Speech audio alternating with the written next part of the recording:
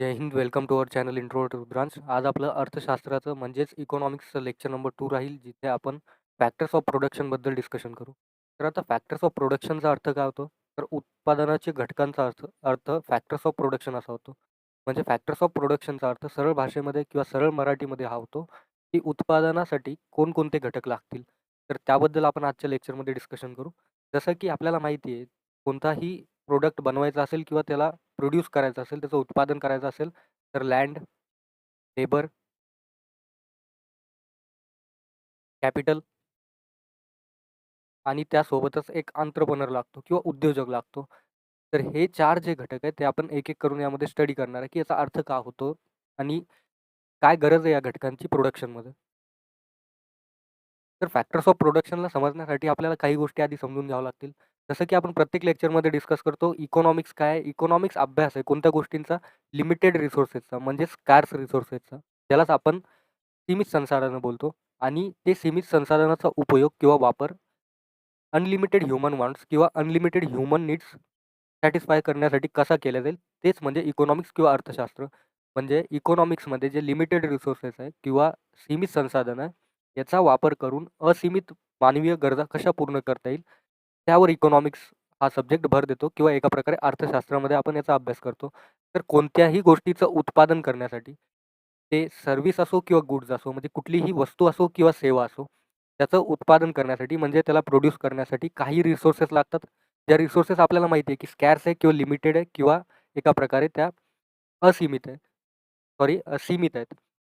रिसोर्सेसचा जर आपण बोलायचं झालं, तर हे जे रिसोर्सेस गुड्स किंवा सर्व्हिसेस बनवण्यासाठी किंवा उत्पादन करण्यासाठी लागतील किंवा संसाधनं या उत्पादनासाठी लागेल, तर त्या रिसोर्सेसला आपण काय बोलतो? उत्पन्नाची घटकं किंवा उत्पादनाची घटकं. तर डेफिनेशनमध्ये आपण काय बोलू शकतो, की जे फॅक्टर्स ऑफ प्रोडक्शन आहे किंवा उत्पादनाची जी घटकं आहेत, ते एका प्रकारे इनपुटसारखं काम करतात.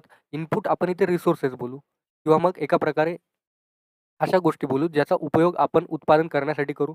तर असे इनपुट्स जे प्रोडक्शन प्रोसेसमध्ये युजफुल होतील किंवा मग गुड्स आणि सर्व्हिसेस तयार करण्यामध्ये युजफुल होतील.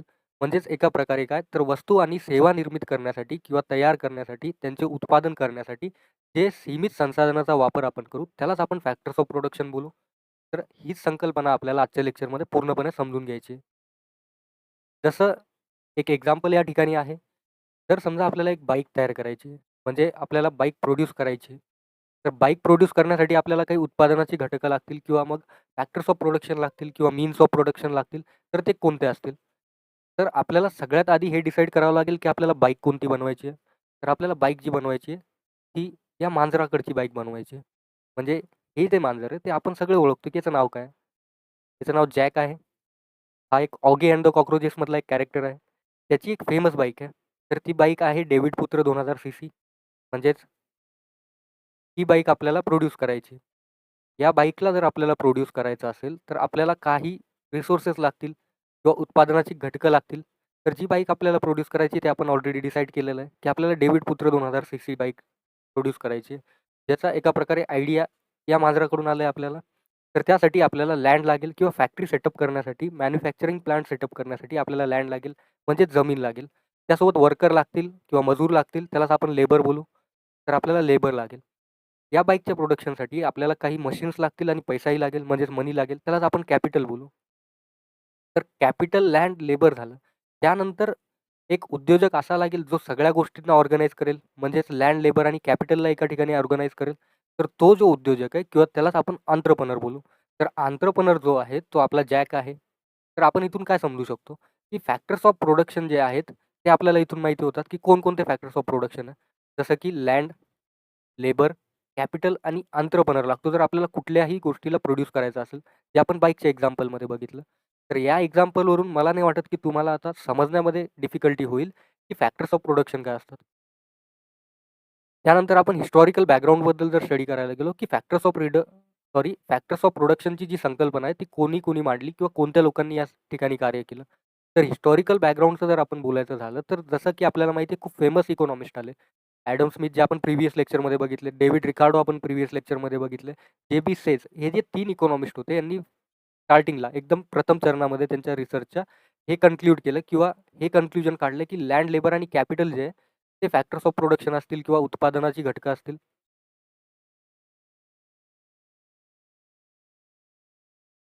म्हणजे उत्पादनाची जी घटकं आहेत स्टार्टिंगच्या स्टेजमध्ये ते होते फक्त लँड, लेबर आणि कॅपिटल.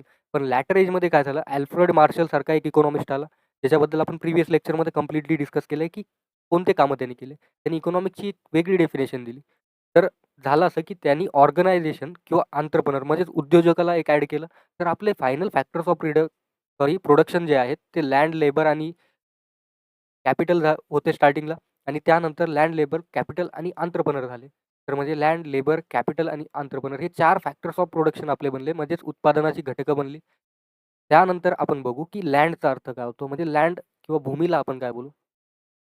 तर लँड जेव्हा आपण यूज करतो कोणत्याही गोष्टीसाठी, तर त्याच्या बदल्यामध्ये आपल्याला जी गोष्ट मिळते किंवा जी इन्कम मिळते त्यालाच आपण रेंट बोलतो.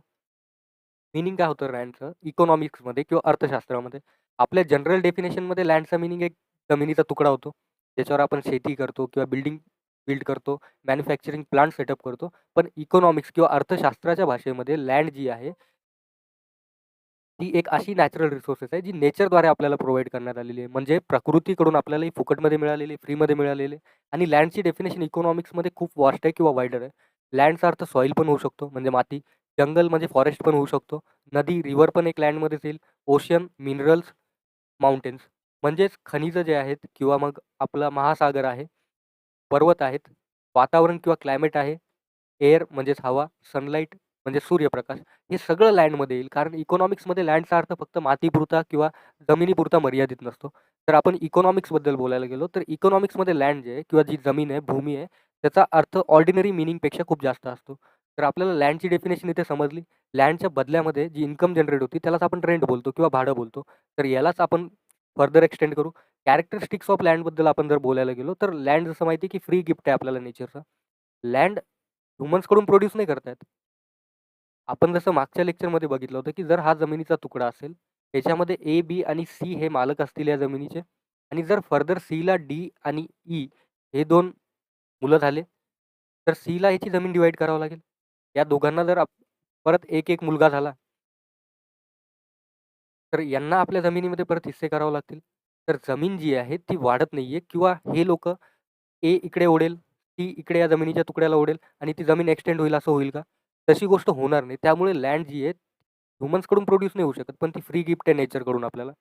एक्झाम्पल कोल म्हणजे कोळसा, रिव्हर, माउंटेन हे सगळे नॅचरली अवेलेबल आहे. याच्यामध्ये काही गोष्टी आपण असं बोलू शकतो, की आर्टिफिशियल लेक्स सारख्या गोष्टी झाल्या. तर त्या गोष्टी ह्युमन्सद्वारे प्रोड्यूस केलेल्या असतात. पण त्या जमिनीवर त्या गोष्टी बनवल्या जातात. त्या एका प्रकारे नॅचरली अवेलेबल असतात. म्हणजे प्रकृतीमध्ये पहिल्यापासून त्या गोष्टी एक्झिस्ट करतात. मग गोष्ट येते की फिक्स सप्लायचा. म्हणजे टोटल लँड ऑन अर्थ जितकी आहे, म्हणजे धरतीवर आपल्या भूमीवर जितकी जमीन प्रेझेंट आहे, ती इन्क्रीज नाही करू शकत आपण सिग्निफिकंट वेनी. जसं आपण डिस्कस केलं, की एनी जर या जमिनीच्या तुकड्याला ओढलं इकडे आणि सीनी जर या जमिनीच्या तुकड्याला इकडे ओढलं, तर असं नाही होणार आहे की जमिनीचा तुकडा तो वाढून जाईल. ज्याची साईज पहिली इतकी होती ती इतकी होऊन जाईल. या गोष्टी पॉसिबल नाही आहे. त्यामुळे त्याची फिक्स सप्लाय आहे आणि सप्लाय रिलेटिव्हली फिक्स्ड असल्यामुळे एका प्रकारे जमिनीचा जो स्केल आहे किंवा साईज आहे ते इन्क्रीज नाही करू शकत आपण. परत तिसरी गोष्ट येते की इम्मोबाईल आहे जमीन. म्हणजे जमीन एका जागेवरून दुसऱ्या जागेवर आपण मूव्ह नाही करू शकत. अजून एक एक्झाम्पलने आपण बघू, की समजा त्या कोळशाच्या खाणी आहेत किंवा कोल माईन्स आहेत जे झारखंडमध्ये आहे. ते झारखंडच्या कोल माईन्स आपण महाराष्ट्रामध्ये तर शिफ्ट नाही करू शकत ना. तर यावरून आपण समजू शकतो, की लँड फ्री गिफ्ट आहे नेचरचं, फिक्स सप्लाय आहे लँडचा आणि इमोबाईल आहे. त्याच्यामुळे ही रिसोर्सेस जी आहे किंवा ही जी रिसोर्स आहे जमीन, ही लिमिटेड रिसोर्स बनते किंवा स्कॅर्स रिसोर्स बनते. म्हणजे काय होतंय, की सीमित संसाधन आहे. आपण असं बोलू शकतो. त्यानंतर गोष्ट येते, की लँडचे अजून कोणते कॅरेक्टरिस्टिक्स आहे? तर लँड जी आहे ती इनडिस्ट्रक्टेबल आहे. म्हणजे याला कोणीही डिस्ट्रॉय नाही करू शकत. लँड स्वतःहून कधी डिस्ट्रॉय होत नाही. पण लँडची जी क्वालिटी आहे, सॉईलची जी क्वालिटी आहे, ती डिटेरिओरेट होऊ शकते. म्हणजेच एका प्रकारे त्याची परिस्थिती किंवा याचा प्रोफाईल चेंज होऊ शकते. कोणकोणत्या घटकामुळे लँडची किंवा सॉईलची क्वालिटी एका प्रकारे खराब होऊ शकते. तर सॉईल इरोजन एक मुख्य प्रकार आहे. ज्याच्यामुळे लँडची क्वालिटी एका प्रकारे डिस्ट्रॉय होऊ शकते. पण हे नॅचरल फिनॉमिना झालं. जर आपण आर्टिफिशियल वेची जर डिस्कशन केलं, तर पोल्युशन एक इम्पोर्टंट फॅक्टर आहे. प्लास्टिक डिकंपोज न होणं एक मेजर फॅक्टर आहे. त्यासोबतच कन्स्ट्रक्शन एक मेजर फॅक्टर आहे. ज्यामुळे लँडची जी स्थिती आहे ती डेटोराईड होऊ शकते किंवा खराब होऊ शकते. पण लँड ओव्हरऑल स्वतःहून स्वतःला डिस्ट्रॉय नाही करू शकत. फ्लडिंगसारखे, सॉइल इरोजनसारखे मल्टिपल गोष्टीमुळे लँडचा जो स्केल आहे किंवा साईज आहे ते चेंज होऊ शकते किंवा तिची टोपोग्राफी चेंज होऊ शकते. पण बाकी गोष्टी तर चेंज नाही होणार. दुसरी गोष्ट येते की हेटेरोजेनस असते लँड. म्हणजे प्रत्येक लँड एका लँडपेक्षा डिफरंट असेल. महाराष्ट्राची जी सॉईल आहे, ती सॉईल जे-एंड-के म्हणजे जम्मू अँड काश्मीरच्या सॉईलपेक्षा वेगळी असणार आहे. हे आपण बोलू शकतो. म्हणजे फर्टिलिटीनुसार, लोकेशननुसार, क्लायमेटनुसार किंवा रिसोर्सेसनुसार लँडची जी टाइप आहे ती चेंज होऊ शकते. त्याच्यामुळेच आपण त्याला हेटेरोजेनस बोललोय. होमोजेनस जर बोललो असतो तर सगळीकडे एकसारखी लँड असते. तर फर्टिलिटी जी आहे, लँडची सुपीकता जी आहे, ती काही राज्यांमध्ये जास्त असेल. जसं की गंगा व्हॅली प्लेन्समध्ये किंवा गँगेटिक व्हॅली प्लेन्समध्ये, नर्मदा व्हॅली प्लेन्समध्ये. जिथे-जिथे रिव्हर बेसिन बनलेले आहेत, जिथे सुपीक गाळाची माती येऊन साचलेली आहे, तिथे जास्त फर्टाईल जमीन असेल. लोकेशननुसार जमीन वेगवेगळी असेल. आपण जर राजस्थानमध्ये गेलो, तर तिथे आपल्याला डेझर्ट दिसेल, म्हणजेच वाळवंट दिसेल. तिथे सॉईलमध्ये सँडचं प्रमाण जास्त असेल, म्हणजेच वाळूचं प्रमाण जास्त असेल. क्लायमेटनुसार जर आपण विचार केला, तर जे-एंड-केचं जे क्लायमेट आहे, तिथे वेगळं उत्पादन होईल. महाराष्ट्राच्या क्लायमेटमध्ये उत्पादन वेगळं होईल. महाराष्ट्रामध्ये पश्चिम महाराष्ट्रात वेगळं उत्पादन होईल. विदर्भामध्ये वेगळं उत्पादन होईल. तर आपण हे बोलू शकतो, की लँडची जी टाइप आहे ती हेटेरोजेनस आहे. अगेन रिसोर्सेसवर जर आपण बोलायचं झालं, तर महाराष्ट्रात वेगळे मिनरल्स मिळत असेल, लडाखमध्ये वेगळे मिनरल्स मिळत असतील. त्याचप्रकारे झारखंडमध्ये वेगळेच मिनरल्स मिळत असतील. तर या सगळ्या गोष्टींमुळे आपण हे बोलू शकतो, की लँड जी आहे ती हेटेरोजेनस आहे. म्हणजे लँडची जी टाइप आहे ते रिजननुसार, फर्टिलिटीनुसार, क्लायमेटनुसार किंवा रिसोर्सेसनुसार चेंज होत राहील, सारखी राहणार नाही. रिवॉर्ड काय मिळतं लँडच्या बदल्यामध्ये? तर लँडच्या बदल्यामध्ये जी इन्कम जनरेट होती त्यालाच आपण रेंट बोलतो किंवा भाडं बोलतो. रेंट जी आहे ती इन्कम आहे. एका प्रकारे तो पैसा आपल्याला मिळतोय लँडच्या बदल्यामध्ये, त्याला आपण रेंट बोलू शकतो. म्हणजेच लँडच्या बदल्यामध्ये लँड किंवा भूमीच्या बदल्यामध्ये आपल्याला जे उत्पादन मिळतंय, जे इन्कम मिळतंय, त्यालाच आपण बोलू शकतो की हे रेंट आहे. नक्कीच बोलू शकतो. एक्झाम्पलने आपण हे बोलू शकतो, की फार्मर जे आहे ते ॲन्युअल अमाउंट पे करताय ॲग्रीकल्चर लँड यूज करण्यासाठी. म्हणजेच जी पेमेंट ते पे करताय, ॲन्युअल अमाउंट जे पे करताय फार्मर ॲग्रीकल्चर लँडचा यूज करण्यासाठी, त्यालाच आपण रेंट बोलू शकतो. नक्कीच बोलू शकतो. नेक्स्ट पॉइंटमध्ये आपण डिस्कस करू, की लेबर काय असतो? लेबरला आपण सरळ सोप्या भाषेमध्ये मजूर बोलतो किंवा हमाल बोलतो. बऱ्याचशा गोष्टी आपण लेबरसाठी यूज करतो. पण त्याच्यामध्ये पण 2-3 कॅटेगरीज असतात. एक असतात फिजिकल लेबर, दुसरा असतो मेंटल लेबर. फिजिकल लेबरमध्ये ते शारीरिक श्रम करतात. जसं की आपला मिस्त्री झाला, कन्स्ट्रक्शन साईटवर काम करणारे लोकं झाले, रोड्सचे कामं करणारे लोकं झाले. त्यासोबतच कोणतीही अशी फिजिकल ॲक्टिव्हिटी, शेतामध्ये काम करणारे लोकं झाले, याला आपण बोलू शकतो की फिजिकल लेबर आहे. मेंटल लेबरमध्ये डॉक्टर्स येतात, इंजिनिअर्स येतात, टीचर्स येतात, लॉयर्स येतात, सायंटिस्ट येतात, जे आपल्या स्किलच्या बेसिसवर इन्कम जनरेट करतात. आणि जे फिजिकल लेबर आहेत, त्याच्यामध्ये ते आपल्या हार्डवर्कच्या बेसिसवर इन्कम जनरेट करतात. तर या 2 टाइपमध्ये जे लेबर्स आहे ते डिव्हायडेड आहे. आणि जी अर्निंग लेबर करतो किंवा जी इन्कम लेबर करतो त्यालाच आपण वेजेस बोलतो. आता ही वेजेस पण फर्दर 2 टाइपमध्ये डिव्हायडेड आहे. तर फिजिकल लेबर करणारा व्यक्ती असेल, तर त्याला डेली वेजेस मिळेल. म्हणजे रोजची त्याला पगार मिळेल, कामाच्या बदल्यामध्ये. आणि जो फिजिकल लेबर न करता मेंटल लेबर करत असेल, त्याला सॅलरीच्या स्वरूपामध्ये इन्कम मिळेल. म्हणजे मंथली बेसिसवर त्याला पगार मिळेल. आता एक्झाम्पलने आपण हे समजू, की फिजिकल लेबर कोण असतील, मेंटल लेबर कोण असतील. याच्यामध्ये मेसन्स येतील, म्हणजेच मजूर येतील, फार्मर्स येतील, शेतकरी येतील, ड्रायव्हर्स येतील. तर हे सगळे फिजिकल लेबर करणारे लोकं आहेत. मेंटल लेबरमध्ये डॉक्टर, टीचर, लॉयर आणि सायंटिस्ट सारखे लोकं येतील. आता या मेंटल लेबरमध्ये एक व्यक्ती असा आहे, तो कुठेही काम करू शकतो. तो तुम्हाला इकडे पण दिसेल आणि इकडे पण दिसेल. आता हा जोकचा पार्ट आहे म्हणून मी एक्सप्लेन करतोय, की इंजिनिअर जो आहे, तो कुठेही दिसेल तुम्हाला. तो तुम्हाला शेती पण करताना दिसेल. तो तुम्हाला समोर जाऊन टीचर पण बनलेला दिसेल. तोच व्यक्ती तुम्हाला सायंटिस्ट पण बनलेला दिसेल. तोच व्यक्ती एखादा पानठेला चालवताना पण तुम्हाला दिसेल. तोच व्यक्ती तुम्हाला ड्रायव्हिंग करताना पण दिसेल आणि तोच व्यक्ती तुम्हाला पॉलिटिक्समध्ये पण दिसेल. तर इंजिनिअर एक असा प्राणी आहे, ज्याला आपण कॅटेगराईज नाही करू शकत. तर इंजिनिअर पॉलिटिक्समध्ये पण दिसेल तुम्हाला आणि बाकी गोष्टींमध्ये पण दिसेल. तर इंजिनिअरचा नाद करून काही होणार नाहीये. आपण नेक्स्ट टॉपिककडे जाऊया. हा बस एक्झाम्पलचा पार्ट होता. ॲक्चुअली इंजिनिअर जो आहे तो मेंटल लेबरचा पार्ट होईल. कॅरेक्टरिस्टिक्स ऑफ ह्युमन फॅक्टरबद्दल जर बोलायला गेलो आपण किंवा कॅरेक्टरिस्टिक्स ऑफ लेबरबद्दल बोलायला गेलो, तर लेबर जे आहे किंवा जे वर्कर क्लास आहे, ते ह्युमन फॅक्टरवर खूप जास्त डिपेंड करते. म्हणजे जे लेबर आहे तो ह्युमन्सकडूनच प्रोव्हाईड केला जातो. आता बरेचसे लोकं बोलतील की एआय आलाय किंवा मशीन्स आल्या. यापूर्वी पण 90च्या काळामध्ये कॉम्प्युटर्स आले होते. तर कॉम्प्युटर्स आल्यामुळे लोकांना असं वाटलं होतं की त्यांची जी जॉब्स आहे, ती धोक्यात आहे. पण या कॉम्प्युटरला चालवण्यासाठी पण ह्युमन्सच लागतात. म्हणजे मनुष्यच लागतात. आणि या एआयला चालवण्यासाठी किंवा याला पण ट्रेन करण्यासाठी, कमांड देण्यासाठी ह्युमन्सच लागतात. मशीन्स जेव्हा आल्या होत्या, तेव्हा पण फिजिकल लेबरचं काम कमी होतं. कमी झालं होतं. पण मशीन्स आल्यानंतर पण त्याला मेंटेन करण्यासाठी पण ह्युमन्सच लागतात. तर आपण असं नाही बोलू शकत, की जशी-जशी टेक्नॉलॉजी इव्हॉल्व होते, तर लेबरचं महत्त्व कमी होतं. अगदी फ्रेंच रिव्होल्यूशनच्या टाईमापासून लेबरचं महत्त्व कमी नाही झालंय ना समोर होईल. आता एआय आलंय, होऊ शकते जॉब जातील. असं नाही म्हणत आहे मी, की एआयमुळे ह्युमन्सचा जॉब डिस्ट्रॉय होणार नाही.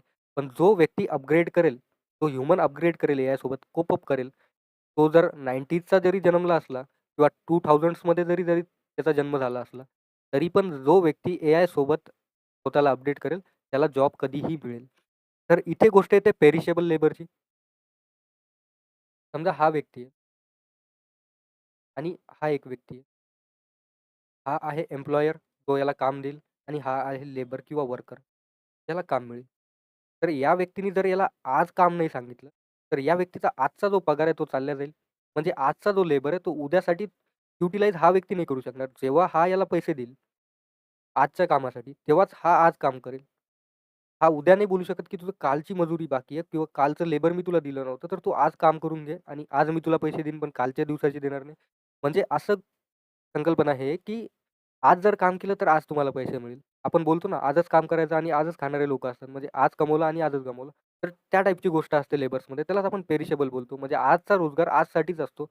जर आजचा रोजगार त्यांचा लॉस झाला, तर फॉरएव्हर आजचा रोजगार लॉस होईल. म्हणजे आजची जर त्यांना वेतन मिळालं नाही, वेजेस मिळाले नाही, तर ते उद्या आजचं वेतन नाही मागू शकणार. त्यालाच आपण पेरिशेबल बोलतो. त्यानंतर ते इनसेपरेबल फ्रॉम लेबरर म्हणजे लेबररपासून हा जो गट आहे, तो इनसेपरेबल आहे. म्हणजेच लेबर जे आहे, ते वर्करपासून आपण सेपरेट नाही बोलू शकत. मशीन्स आणि लेबर जे आहे, त्यांचं पण आपण कंपॅरिझन नाही करू शकत. जसं आपण मशीन मार्केटमध्ये इंडिपेंडेंटली विकतो किंवा सेल करतो, त्याप्रकारे आपण लेबर नाही विकू शकत. म्हणजेच मानवी श्रम नाही विकू शकत इंडिपेंडेंटली मार्केटमध्ये. त्याच्यामुळे त्याला इनसेपरेबल फ्रॉम लेबरर आपण बोललो. त्यानंतर कन्सेप्ट येते ॲक्टिव्ह फॅक्टर कोणते आणि लेस मोबाईल फॅक्टर कोणते? हे पण कॅरेक्टरिस्टिक्स ऑफ लेबर. आपल्याला संकल्पना समजण्यासाठी किंवा कन्सेप्ट समजण्यासाठी प्रत्येक फॅक्टर ऑफ प्रोडक्शनबद्दल डिटेलमध्ये बोलायचं आहे. त्यामुळे इतक्या गोष्टी इन्क्लूड केल्या. नाहीतर मी बस लँड, लेबर, कॅपिटल आणि एंटरप्रेन्योर हे 4 फॅक्टर्स ऑफ प्रोडक्शन आहेत, म्हणजे उत्पादनाचे घटक आहेत आणि आपण याच्याबद्दल डिस्कस करणार होतो. तो इतकं बोलून मी लेक्चर संपवू शकलो असतो. पण ॲक्टिव्ह फॅक्टर कोणकोणते आहेत, की लेबर जो आहे जे फॅक्टर्स ऑफ प्रोडक्शन आहेत, ते लेबरशिवाय फुल्ली फंक्शनल मोडमध्ये ॲक्टिव्ह नाही राहू शकत किंवा काम नाही करू शकत. म्हणजे without labour factor cannot function. म्हणजे जे 4 फॅक्टर ऑफ प्रोडक्शन आहेत आपले, त्याच्यापैकी लँड, कॅपिटल आणि एंटरप्रेन्योर हे फुल्ली फंक्शनल किंवा कामच नाही करू शकत, जेव्हा लेबर ॲक्टिव्ह नसेल किंवा लेबर नसेल. तर त्यामुळे लेबरचा रोल इम्पॉर्टंट होऊन जातो. तो ॲक्टिव्ह फॅक्टरसारखा काम करतो. ते लेस मोबाईल असतात. म्हणजेच एका जागेवरून दुसऱ्या जागेवर सहजासहजी ते स्थलांतर करत नाही. जिथे एकदा जाऊन बसले तिथेच ते जाऊन राहतात. कारण काय? एक लँग्वेज फॅक्टर असतो. भाषामुळे, कल्चरमुळे, फॅमिलीमुळे किंवा रिलिजनमुळे. या सगळ्या कारणामुळे जो लेबर असतो किंवा जो श्रमिक ग्रुप असतो एका प्रकारचा, तो एका जागेवरून दुसऱ्या जागेवर सहजासहजी मोबिल करत नाही किंवा मूव्हमेंट करत नाही. जसं आपण महाराष्ट्रामध्ये पण बघतो, एक वाद चालू असतो. MH versus Bihar. तर महाराष्ट्र व्हर्सेस बिहार का होतोय?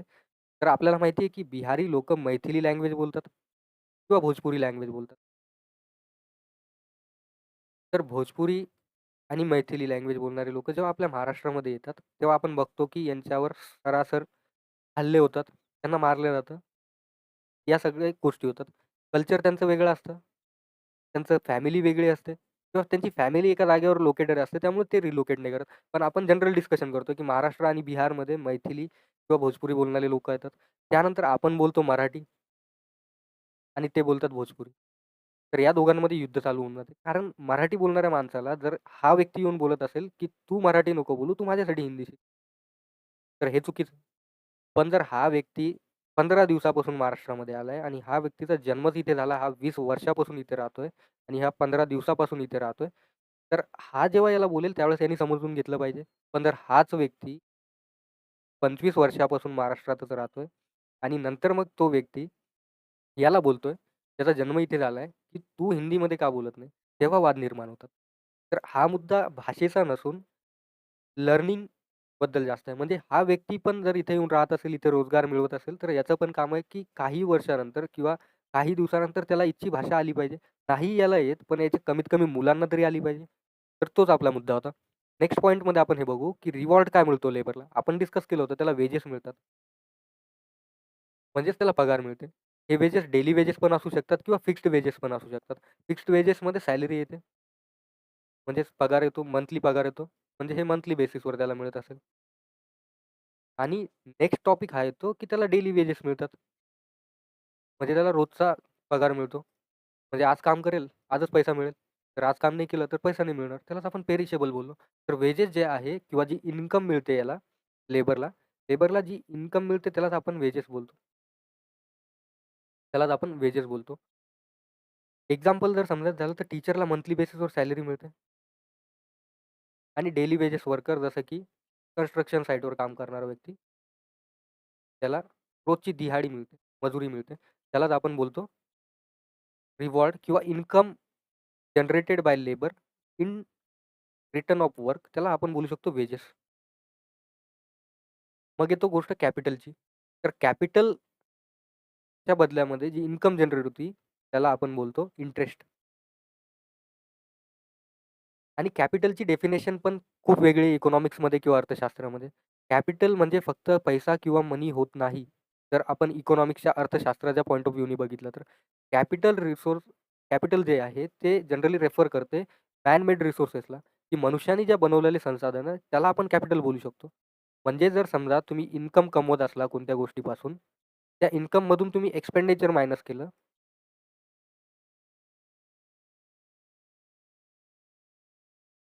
म्हणजेच तुमचा जो उत्पन्न आहे, उत्पन्नामधून जर तुम्ही खर्च मायनस केला, उत्पन्नामधून ज्यावेळेस तुम्ही खर्च मायनस करता त्यावेळेस काय होते सेव्हिंग होते. तर या सेव्हिंगला जर तुम्ही कुठेतरी इन्व्हेस्ट कराल, तर त्यालाच आपण नंतर समोर जाऊन काय बोलू, की हे कॅपिटल जनरेट झालंय.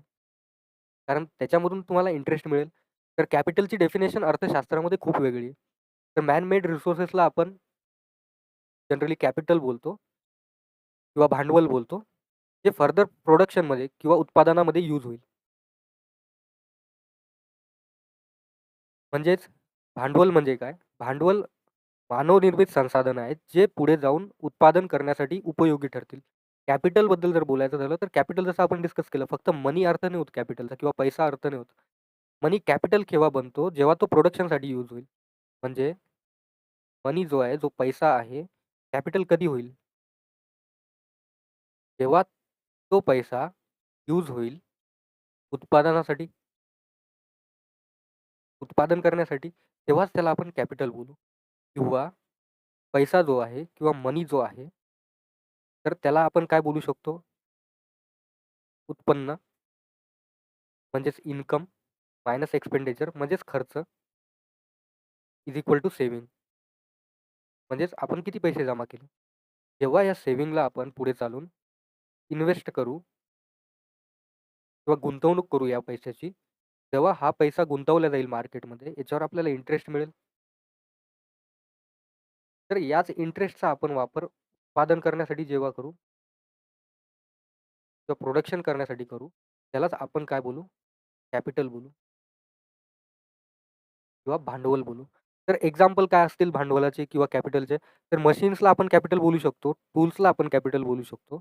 बिल्डिंग्सला आपण कॅपिटल बोलू शकतो. फॅक्टरीजला आपण कॅपिटल बोलू शकतो. कॉम्प्युटरला आपण कॅपिटल बोलू शकतो आणि इक्विपमेंटला आपण कॅपिटल बोलू शकतो. त्यानंतर गोष्ट येते की कॅपिटल किंवा भांडवलाची निर्मिती कशी होते किंवा फॉर्मेशन कसं होतं? तर जे भांडवल असतं ते कसं क्रिएट केलं जातं? जसं आपण आता डिस्कस केलं, की जेव्हा तुम्ही तुमची उरलेली सेव्हिंग आहे इन्कम मायनस एक्सपेंडिचर नंतर जी सेव्हिंग उरते तुमची त्या सेव्हिंग्जचं जेव्हा तुम्ही इन्व्हेस्टमेंट करता, तेव्हा कॅपिटल क्रिएट होते किंवा कॅपिटल फॉर्म होते. कारण जेव्हा इन्व्हेस्टमेंट करता त्याच्यावर आपल्याला इंटरेस्ट मिळतो. म्हणजेच व्याज मिळतो एका प्रकारे. त्यालाच आपण कॅपिटल बोलतो किंवा कॅपिटलचं क्रिएशन या फ्लोमध्ये होतं. एक्झाम्पल बघू. इन्कम मायनस कन्झम्पशन किंवा इन्कम मायनस एक्सपेंडिचर. म्हणजे हा जो पॉइंट आहे, हा तुमचं उत्पन्न आहे.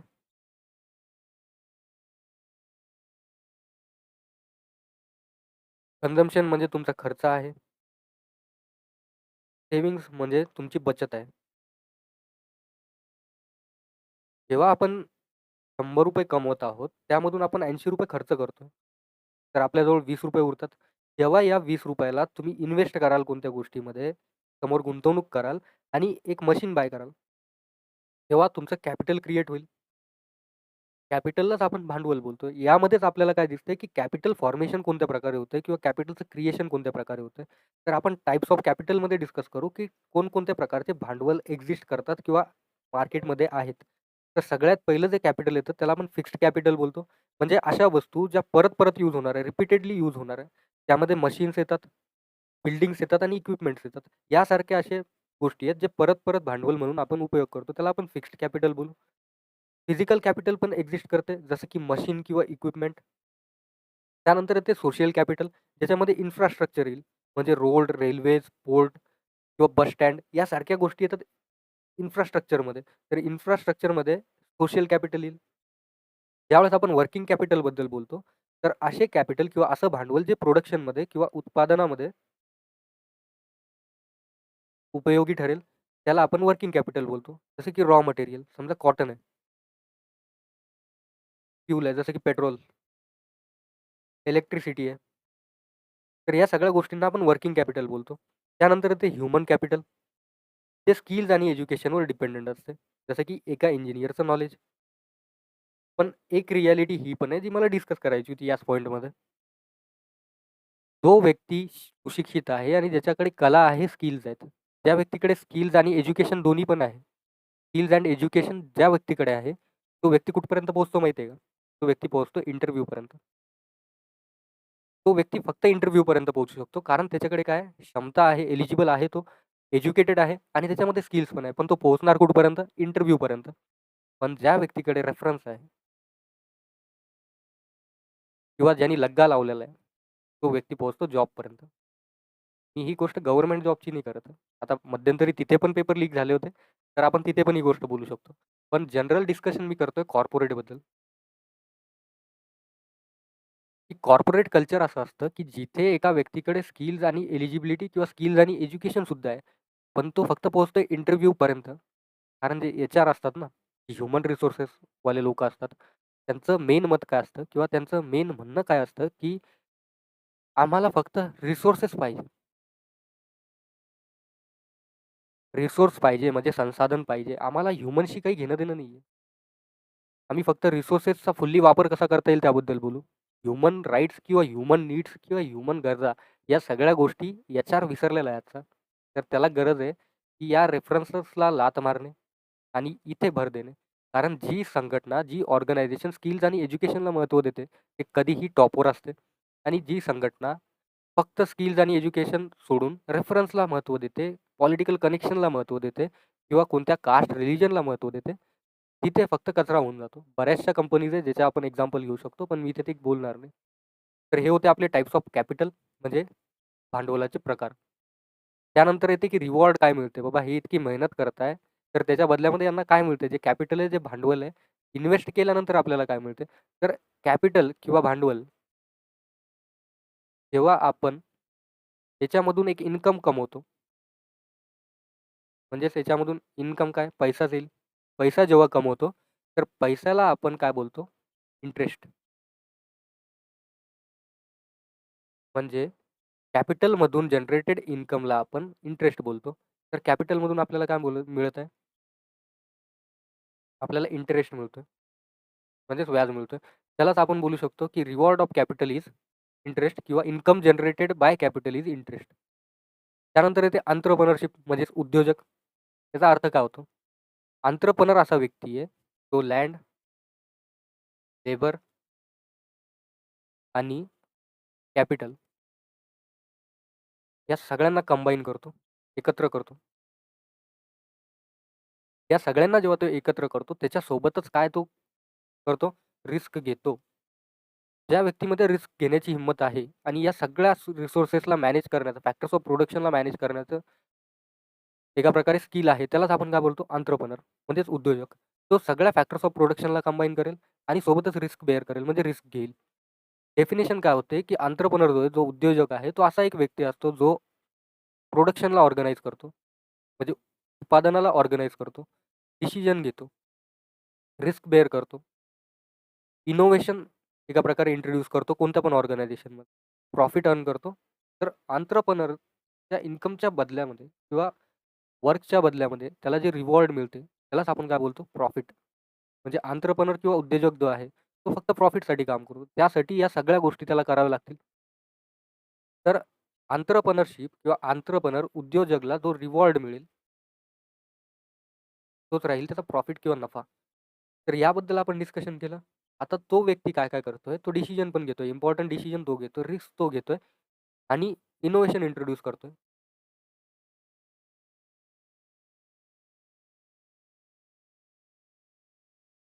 तर कोणकोणते कार्य एक एंटरप्रेन्योर किंवा उद्योजक करतो? तो ऑर्गनायझिंग करतो. म्हणजेच लँड, लेबर आणि कॅपिटलला कंबाईन करतो. म्हणजे एकत्र करतो. 2 नंबरला तो काय करतो, की तो रिस्क घेतो. अनसर्टेनिटी जी असते मार्केटमध्ये, म्हणजे कधीही काहीही होऊ शकतं. त्या गोष्टींना हा फेस करण्याचा रिस्क घेतो. डिमांड पडू शकते. एक्झाम्पल जर बघायचे झाले, की कोणत्याही वस्तूची डिमांड फॉल होते काही सीझन्समध्ये. त्याला मॅनेज करेल कोण? त्याला उद्योजक किंवा एंटरप्रेन्योर मॅनेज करेल. बिझनेस लॉसमध्ये पण जाऊ शकतो काही गोष्टींमुळे, काही वाढलेल्या खर्चांमुळे. तर त्याला आपण रिस्क बेअरिंग करणारा व्यक्ती आहे असं बोलू शकतो. तो इनोव्हेशन करतो.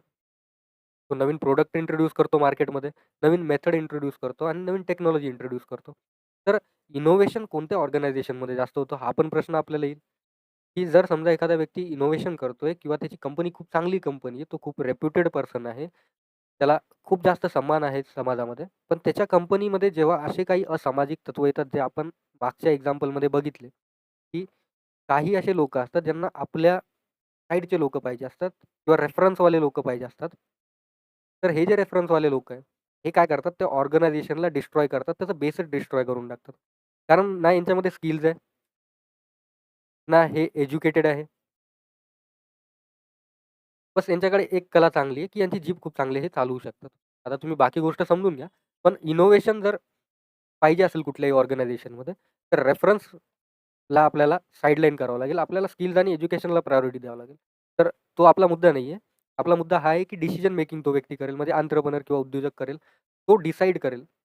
जेव्हा आपण इकॉनॉमिक्स शिकतो किंवा अर्थशास्त्र शिकतो, तेव्हा आपल्याला 3 प्रश्न येतात. त्याच्यावरून आपण डिसाईड करतो, की आपल्याला आपली जी इकॉनॉमी आहे किंवा आपली जी इकॉनॉमिक सिस्टम आहे, ती कॅपिटलिस्ट आहे, सोशलिस्ट आहे किंवा कम्युनिस्ट आहे. म्हणजे समाजवाद फॉलो करणारी आहे, की पुंजीवाद फॉलो करणारी आहे किंवा मग सोशलिझम फॉलो करणारी आहे. त्याबद्दल जर बोलायचं झालं, तर आपल्याला जसं माहिती आहे, की 3 क्वेश्चन पुसल्यानंतर किंवा विचारल्यानंतर आपल्याला एका प्रकारे उत्तर मिळेल, की आपली इकॉनॉमी कोणती इकॉनॉमिक सिस्टम फॉलो करते. तर उद्योजक काय करतो, की तो विचारतो स्वतःला किंवा जनतेला, की काय प्रोड्यूस करायचं? म्हणजे काय उत्पादन करायचं?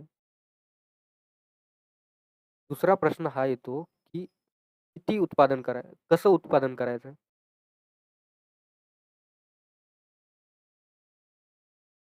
आणि तिसरा प्रश्न हा येतो, की कुणासाठी उत्पादन करायचं? हे जेव्हा 3 प्रश्नाचं उत्तर एका एंटरप्रेन्योरला किंवा उद्योजकाला मिळते किंवा समाजाला मिळते, तेव्हा आपण कॅपिटलिस्ट इकॉनॉमी आहे, की कम्युनिस्ट इकॉनॉमी आहे, की सोशलिस्ट इकॉनॉमी आहे, हे डिसाईड करू शकतो, की मिक्स्ड इकॉनॉमी आहे. तर या सगळ्या प्रश्नावरून तो डिसिजन बनवतो, की त्याला कोणत्या वर्गासाठी काय प्रोड्यूस करायचं आहे आणि कसं प्रोड्यूस करायचं आहे. हे एंटरप्रेन्योरचे रोल झाले आणि त्याला रिवॉर्ड म्हणून काय मिळतं? आपण डिस्कस केलं आता त्याला प्रॉफिट मिळतो, डॉलर मिळतात, पैसा मिळतो, युरो मिळतात किंवा गोल्ड मिळतो, काहीही मिळतं. त्याला फक्त प्रॉफिट पाहिजे असतो. Income earned from entrepreneur is called profit. त्यावरून आपला एंटरप्रेन्योर इथे संपला. आता हा मुद्दा असा आहे ज्याच्यासाठी मी एवढं मोठं लेक्चर घेतलं. आपण या स्लाईडवरूनच पूर्ण लेक्चर समजू शकत होतो. पण सगळ्या गोष्टी डिटेलमध्ये समजणं गरजेचे असतात जेव्हा आपण स्पेशली एम-पी-एस-सी सारख्या एक्झाम्स देतो किंवा मग यू-पी-एस-सी सारख्या एक्झाम्स देतो. तर माझा पर्सनल अनुभव या फॅक्टरमध्ये जास्त आहे किंवा या फील्डमध्ये जास्त आहे. पण मी फक्त मराठी मुलांना शिकवायचं म्हणून असं नाही शिकवत आहे. कारण मी एक गोष्ट बघितली माझ्या पर्सनल अनुभवावरून, की यू-पी-एस-सी ज्यावेळेस आपण शिकतो, त्यानंतर अवध ओझा सर एक सर आहेत. ते काय बोलले होते, की यू-पी-एस-सीची तयारी करणारा व्यक्ती काय करेल? 10वी 12वी पर्यंतच्या मुलांना किंवा 9वी, 10वी, 12वीच्या मुलांना सायन्स तरी शिकवू शकेल. म्हणजे जर मी प्रयत्न केला असता, तर मला सायन्स शिकवायची संधी तर द्या मार्केटमध्ये. जर तुम्ही मला सायन्स किंवा एस-एस-टी पण शिकवू देत नाहीये, तर माझ्याकडे ऑप्शन काय उरेल? की मी एक लेबर बनेल किंवा मजूर बनेल. म्हणजेच लेबरिंग करेल, एम-आय-डी-सीमध्ये जाईल. असे जर ऑप्शन्स सरकार किंवा मग एखादं ऑर्गनायझेशन माझ्याकडे ठेवत असेल, तर मग अवध ओझा सरचं ते स्टेटमेंट आहे, की 9वी, 10वी, 12वीचा जर यू-पी-एस-सीचा ॲस्पिरंट आहे किंवा यांनी इथे खूप चांगला स्कोर केला आहे, यापूर्वी पण त्याची कामगिरी खूप चांगली आहे. त्याचा तो प्रोफाईल बघून जर तुम्ही त्याला इथे अपॉर्च्युनिटी देत नाहीये, मार्केटमध्ये त्याच्याजवळ ऑप्शन फक्त एम-आय-डी-सी किंवा मग लेबर म्हणून काम करणं किंवा मग सेल्समध्ये काम करणं असेल, तर मग काही अर्थ नाहीये आमचा या इथे नॉलेज गेन करून. त्यामुळे मी जो एंटरप्रेन्योरवाला पॉइंट होता तिथे थोडं जास्त बोलून दिलं. पण तो आज आपला मुद्दा नाही आहे. आपला हा मुद्दा आहे, की हे आहेत आपले फॅक्टर्स ऑफ प्रोडक्शन म्हणजे उत्पादनाचे घटक आणि हे त्यांना मिळणारे रिवॉर्ड. तर हा पॉइंट, हा स्लाईड सगळ्यात जास्त इम्पोर्टंट आहे कारण इथेच आपल्याला सगळी क्लॅरिटी मिळून जाते. जसं आपल्याला माहिती आहे, की लँडच्या बदल्यामध्ये व्यक्तीला रेंट मिळतो. ही त्याची इन्कम आहे. लेबरच्या बदल्यामध्ये वेजेस मिळतात. हे वेजेस फर्दर सॅलरी असू शकते. म्हणजे त्याला आपण फिक्स्ड इन्कम बोलू किंवा मग डेली वेजेस असू शकतात. कॅपिटलच्या बदल्यामध्ये व्यक्तीला इंटरेस्ट मिळतो. तो समोर जाऊन तो प्रोडक्शनमध्ये वापरतो किंवा उत्पादनामध्ये वापरतो. एंटरप्रेन्योर किंवा उद्योजक जो आहे तो प्रॉफिट कमवतो. या सगळ्या गोष्टींना कंबाईन करून प्लस रिस्क घेऊन प्लस बऱ्याचशा गोष्टी जसं की आपण इनोव्हेशन वगैरे बोललो. या सगळ्या गोष्टी जेव्हा कंबाईन होतील तेव्हा एक प्रॉडक्ट तयार होईल. तो प्रॉडक्ट काहीही असू शकतो. म्हणजे गुड्स असू शकतात. एखादी वस्तू असू शकते गुड्स म्हणजे. त्याच्यामध्ये सगळं येईल. खाण्यापिण्याच्या वस्तू येतील, वापरण्याच्या वस्तू येतील किंवा सर्व्हिसेस असू शकतात. म्हणजे सेवा असू शकतात. जेव्हा हे सगळे घटक एकत्र येतात, कंबाईन होतात, तेव्हाच हा प्रॉडक्ट तयार होऊ शकेल. यालाच आपण बोलतो फॅक्टर्स ऑफ प्रोडक्शन किंवा उत्पादनाची घटकं. म्हणजेच गुड्स किंवा सर्व्हिसेस तयार करण्यासाठी किंवा हा प्रॉडक्ट तयार करण्यासाठी जे रिसोर्सेस किंवा मग इनपुट लागतील, त्यालाच आपण बोलतो factors of production F O P short form. Land, labour, capital आणि एंटरप्रेन्योर एल-एल-सी. याच्यावरून पण लक्षात ठेवा. कसंही लक्षात ठेवा. फक्त आपल्याला मेन रिलेशन काय लक्षात ठेवायचं आहे कोणत्याही एक्झामच्या पॉइंट ऑफ व्ह्यूनी, की लँडच्या बदल्यामध्ये जो मिळणारा रिवॉर्ड आहे तो रेंट आहे. लँडच्या बदल्यामध्ये लेबरच्या बदल्यामध्ये जो मिळणारा रिवॉर्ड आहे तो वेजेस आहे. कॅपिटलच्या बदल्यामध्ये जो मिळणारा रिवॉर्ड आहे तो इंटरेस्ट आहे आणि एंटरप्रेन्योर किंवा उद्योजकाला मिळणारा जो रिवॉर्ड आहे तो प्रॉफिट आहे. आता तुम्ही सरळ एक्झाम्पल मी जर समजायचं झालं, तर आपल्याला जसं माहिती आहे लँड आहे, आपल्याकडे स्वतःचं घर असतं. त्या घराला ज्यावेळेस आपण रेंटनी देतो, ज्यावेळेस आपण भाड्याने देतो, त्यावेळेस आपल्याला इन्कम मिळते. त्या घरामधून मिळणाऱ्या इन्कमला आपण काय बोलतो? रेंट बोलतो. तर आपण लँडच्या बदल्यामध्ये रेंट मिळतं. जर एखादा व्यक्ती आहे तो कन्स्ट्रक्शन साईटवर काम करतोय, त्याला आपण जर कामाला ठेवलं, तर त्याला आपल्याला वेजेस द्यावे लागतील. त्यानंतर कॅपिटलची गोष्ट आली. तुम्ही पापड बनवायची मशीन घेतली आणि पापड बनवायच्या मशीनमधून तुम्हाला इन्कम जी मिळाली त्यालाच आपण इंटरेस्ट बोलू शकतो. कारण या मशीनवर तुम्ही थांबणार नाही. जर तुम्हाला कस्टमर मिळत आहे रोज 200, मशीन घेतल्यापासून तुम्हाला मिळत आहे 500, तर तुम्हाला माहिती आहे अजून एक मशीन जर आपण ॲड केली तर आपले 1000 कस्टमर्स होतील. तर त्याला इंटरेस्ट मिळतोय, जो फर्दर प्रोडक्शनमध्ये वापरतोय आणि एंटरप्रेन्योर कोणताही एक बिझनेसमॅन घेऊन टाका. कुठलाही बिझनेसमॅन जो तुम्हाला आवडतो. समजा एखादी फिनटेक कंपनी आहे, जसं की Paytm. याचा जो एंटरप्रेन्योर आहे किंवा स्टार्टअप ज्यांनी स्टार्ट केलं होतं या बिझनेसला, त्याचं नाव घ्या. त्याला झालेल्या प्रॉफिटबद्दल विचार करा किंवा झालेल्या लॉसबद्दल विचार करा. तर याचा गोल एकच आहे, की याला प्रॉफिट गेन करणे किंवा प्रॉफिट जनरेट करणे. तर या सगळ्या गोष्टीवरून आपण काय समजू शकतो, की फॅक्टर्स ऑफ प्रोडक्शन अशा गोष्टी आहे, जेव्हा ते एकत्र येतात ॲज अ इनपुट किंवा ॲज अ रिसोर्स, तेव्हा जो प्रॉडक्ट तयार होतो, whether it is goods or services म्हणजे त्या सेवा पण असू शकतात, वस्तू पण असू शकतात. तर याला तयार करण्यासाठी, उत्पादन करण्यासाठी जे घटक लागतात जसे की लँड, लेबर, कॅपिटल आणि एंटरप्रेन्योर तर यालाच आपण फॅक्टर्स ऑफ प्रोडक्शन असं बोलतो. तो लेक्चर संपलेला आहे. यानंतर आपण बघू इकॉनॉमिक सिस्टमबद्दल नेक्स्ट लेक्चरमध्ये. त्यानंतर आपण मायक्रो आणि मॅक्रो इकॉनॉमीबद्दल डिस्कस करू. नंतर आपण स्टार्ट करू प्लॅनिंग कमिशन. त्यानंतर नॅशनल इन्कम आणि बरंच काही बँकिंग-बिंकिंग सगळं काही आपण याच्यामध्ये डिस्कस करणार आहोत. फक्त तुम्ही लेक्चरला जास्तीत जास्त शेअर करण्याचा प्रयत्न करा. कारण हा कंटेंट क्रिएट करण्यासाठी मला माझी ॲक्चुअल जी लँग्वेज आहे ती सोडावं लागत आहे. ज्या भाषेमध्ये मी शिकवतोय त्याच्यामध्ये कम्फर्टेबल असतो. पण माझा मेन मोटो हाच होता, की मी मराठीमध्ये शिकवेल. कारण येणाऱ्या या एक्झाममध्ये मला आपल्या विद्यार्थ्यांकडून रिझल्ट पाहिजे. कारण ही ग्रुप बीची परीक्षा झाली होती लास्ट टाईम. जर तुम्ही माझे पॉलिटीचे लेक्चर्स एकदा रेफर केले, तर तुम्हाला तिथे दिसेल की जवळपास इतके क्वेश्चन्स माझ्या त्या लेक्चर्समधून रिपीट झाले होते. मी बाकी शिक्षकांसारखं क्लेम नाही करणार. मी फक्त बोलतोय कंटेंटमधून रिपीट झाले. मी नाही बोललो की माझे क्वेश्चन्स रिपीट झाले. So thank you for listening me. Jai Hind.